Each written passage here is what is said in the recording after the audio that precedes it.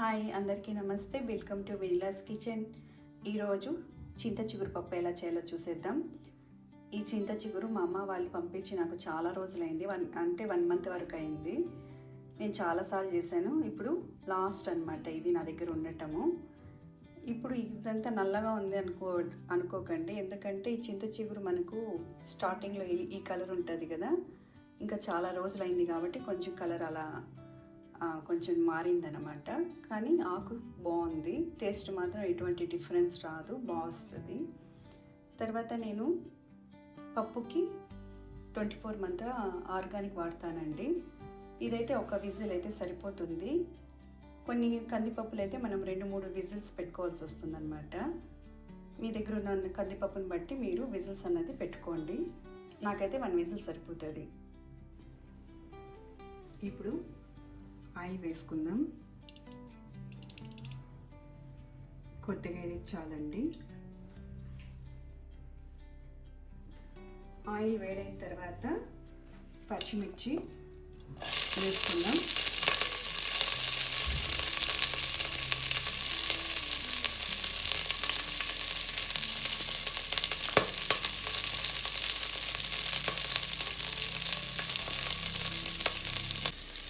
ఈ పచ్చిమిర్చిని ఇలాగా 2-3 నిమిషాలు మనం ఇలా ఆయిల్లో ఫ్రై చేసుకోవాలి, పచ్చివాసన పోయేంత వరకు.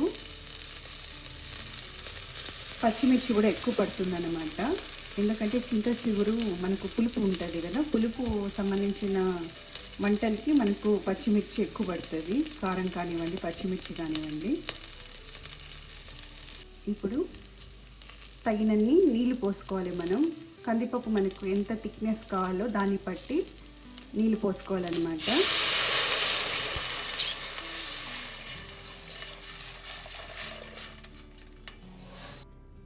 ఇప్పుడు మనం బాగా శుభ్రపరచుకున్న కందిపప్పుని ఇందులో వేసేసుకుంటాను.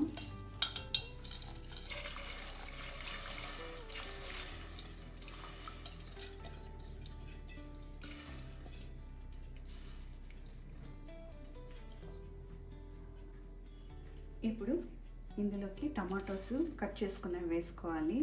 నేను చిన్నవి ఒక 3 టమాటాలు కట్ చేసి వేసుకుంటున్నాను, ఎందుకంటే మనకు చింత చిగురు పులుపు ఉంటుంది కాబట్టి ఆ పులుపు మనకు సరిపోతుంది. ఇందులో ఎటువంటి చింతపండు కూడా వేయకూడదు. ఇప్పుడు ఈ చింత చిగురు ఉంది చూడండి, డైరెక్ట్గా మనం కందిపప్పులోకి వేసేయకూడదు, ఎందుకంటే కందిపప్పు ఉడకటానికి చాలా టైం తీసుకుంటుంది అనమాట. ఇలాంటి ఒక గిన్నెలో పెట్టేసి ఇలాగే పెట్టేశారనమాట బౌల్ని. అలాగే కొద్దిగా పసుపు,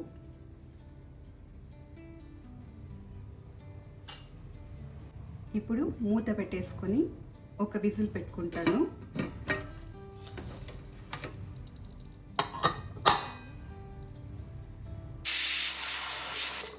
ఇప్పుడు కుక్కర్ చల్లగా అయిపోయింది, విజిల్ తీసేద్దాం.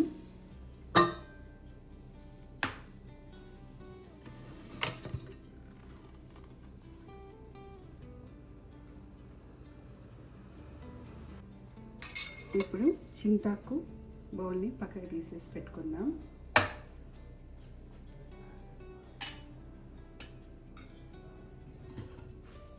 చూడండి, పప్పు నేను ఒక విజిల్ పెట్టాను, కరెక్ట్గా ఉడికింది.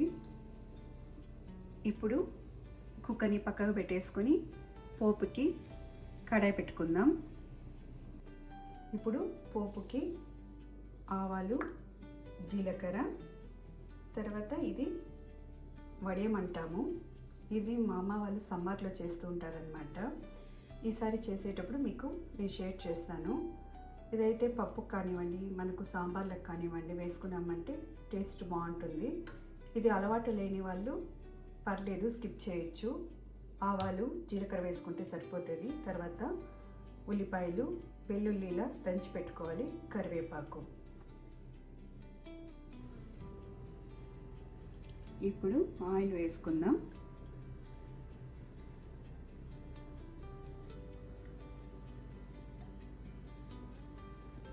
ఇప్పుడు ఆయిల్ వేడైంది.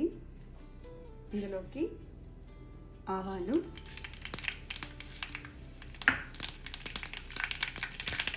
జీలకర్ర,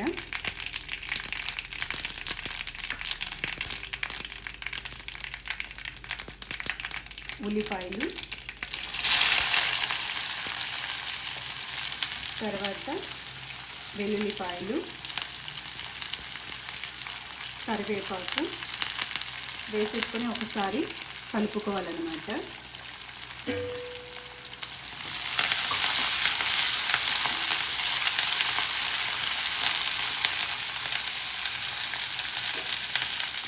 ఇందులోనే నేను వడియం చెప్పాను కదా, ఇలాగా కొద్దిగా వడియం కూడా వేసేసుకున్నాం.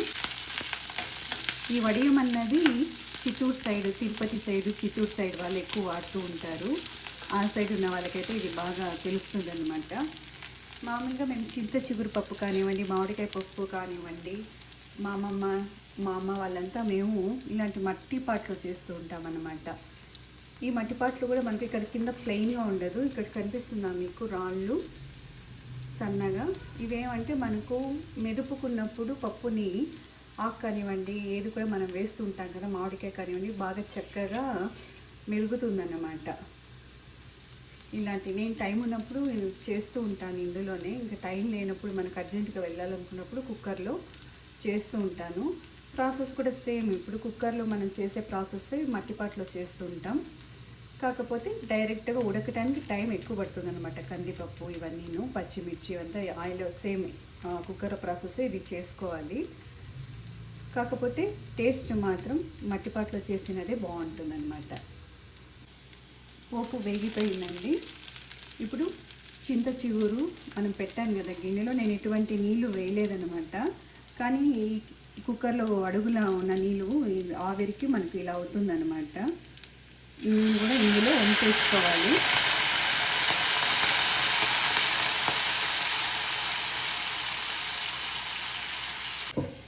ఇప్పుడు ఈ కుక్కర్లో కూడా నీళ్ళు ఉన్నాయి కదా, ఇందులో కూడా వంపేసుకోవాలి. ఇందులోకి పూర్తిగా నీళ్ళు వంపేసుకోవాలి. ఇలాగా కుక్కర్లో నీళ్ళంతా వంపేసుకున్నాం కదా, ఇది పక్కకు పెట్టేసుకుందాం.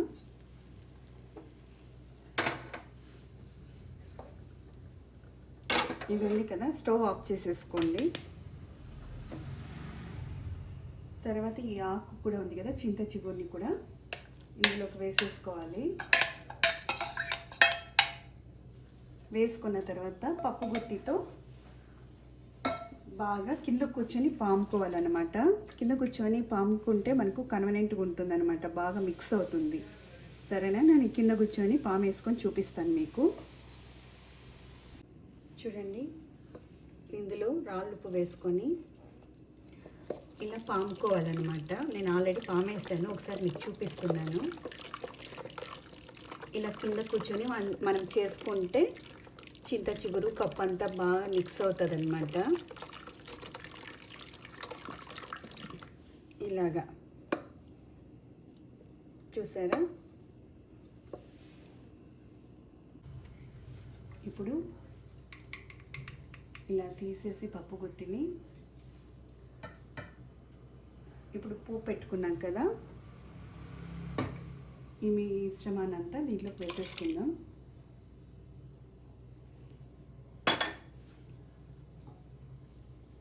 వేసుకున్నాక కలుపుకోవాలండి, అంతే. చింత చిగురు పప్పు రెడీ అయిందనమాట. ఇంకా మనం వేడివేడిగా అన్నం చేసేసుకొని తినేసేయచ్చు. ఇందులోకి సంగటి కూడా బాగుంటుంది, రాగి ముద్ద.